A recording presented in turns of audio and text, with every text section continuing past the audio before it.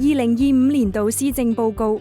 新增及完善惠民措施，進一步增進居民福祉。特區政府關顧民生，延續同完善各項惠民措施。合資格居民非強制央積金個人帳戶嘅一次性啟動金為1萬澳門元，向所有個人帳戶額外注入7000澳門元，凝聚社會共識，適時完善現金分享制度。符合條件嘅永久性居民，每人獲發1萬元；非永久性居民，每人獲發6000元。醫療券金額增至700元，結婚津貼調升至2220元。延續電費同水費補貼，車資優惠，鼓勵生育。出生津貼調升至6500元，新增育兒津貼計劃，向永久性居民中嘅3歲以下嬰幼兒每月發放1500元。關懷長者，敬老金調升至每年1萬元，養老金增至每月3900元。於東區2籌設一間長者日間護理中心，延續支援弱勢家庭同殘疾人士嘅各項措施。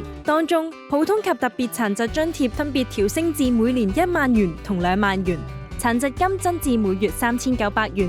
喺北區籌設一間早療服務設施，以及喺東區2籌設一間康復綜合服務中心，堅持向家庭經濟困難學生提供學費援助同其他津貼，繼續向合資格學生同教學人員發放各類津貼。澳門大專學生內地實習計劃嘅名額新增至520個，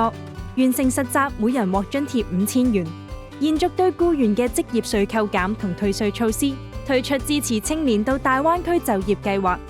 喺指定企業就業嘅35歲或以下高校畢業青年，就業期間每月獲補貼5000元，最長18個月。向工商業者同相關人士繼續實施多項稅費豁免同扣減措施，提信心、扶企業、穩就業。推出中小企業銀行貸款利息補貼計劃，提供上限貸款額500萬元，為期3年嘅4厘利息補貼。